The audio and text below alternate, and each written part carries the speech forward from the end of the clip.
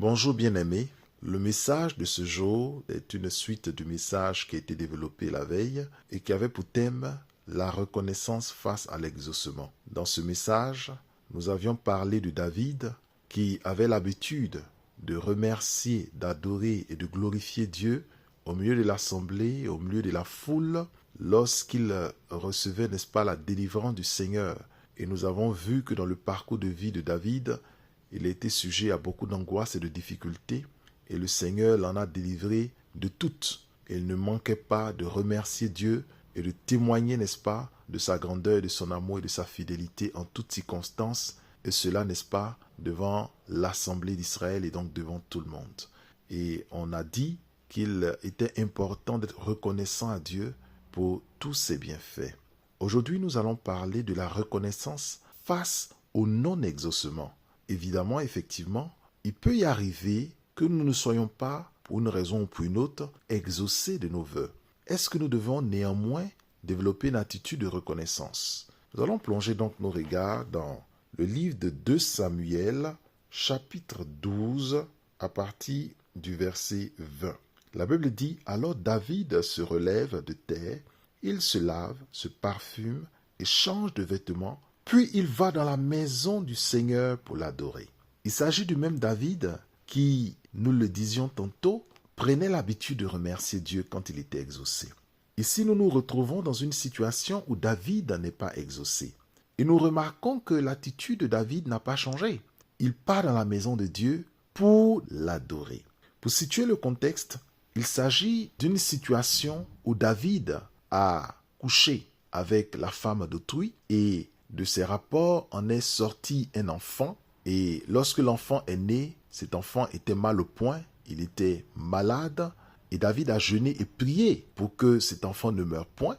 Il a jeûné pour que ce fils adultérin ne meure point. Il s'est privé de nourriture, il a imploré la grâce de Dieu, il a pleuré, il a jeûné, il a fait tout ce qu'il fallait faire, et cet enfant est mort néanmoins. Et lorsqu'il a pris la nouvelle, la Bible dit qu'il s'est simplement levé pour aller dans la maison du Seigneur pour l'adorer. On se retrouve donc dans un cas où David n'a pas été exaucé. Son attitude, pour autant, a été celui de se rendre dans la maison du Seigneur pour le remercier et pour l'adorer.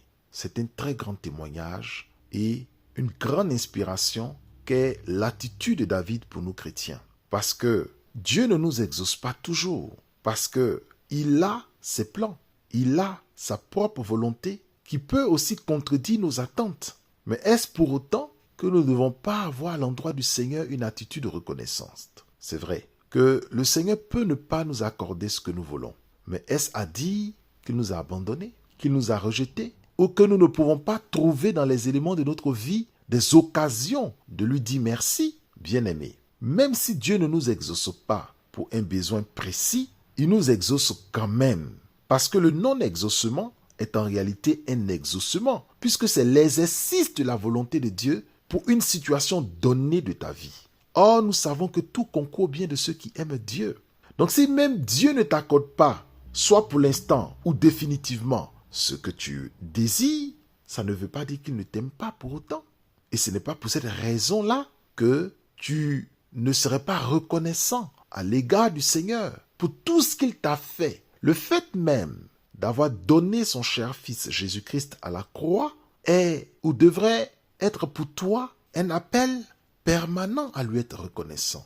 On voit aussi dans la Bible l'histoire d'Anne qui attendait un enfant et qui, lorsqu'elle alla prier, a changé de visage finalement. Elle qui était triste a cessé d'être triste parce qu'elle était plutôt dans une attitude de reconnaissance vis-à-vis de Dieu alors qu'elle n'avait pas toujours l'enfant.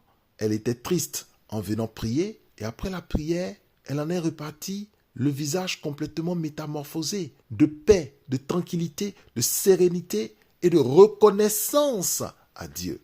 Au départ, c'était des plaintes, c'était des douleurs. Son mari en souffrait, son mari Elkana en souffrait, au point qu'il disait à Anne, « Est-ce que je ne veux pas plus que 10 fils pour toi ?»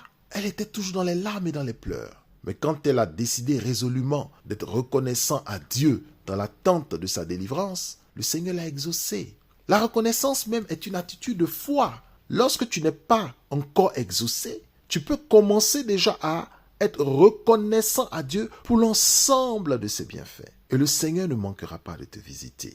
Alors, en ce mois de décembre, gageons d'être reconnaissants à Dieu pour tout ce qui nous arrive, pour tout ce qu'il a fait et pour tout ce qu'il n'a pas encore fait, qu'il est sur le point de faire, ou même pour ce qu'il ne fera pas, parce qu'il est souverain et lui seul sait mieux que nous ce qu'il y a de mieux pour nous. Que le nom du Seigneur soit béni et que la grâce de Dieu soit avec nous au nom de Jésus. Soyez bénis mes frères et sœurs.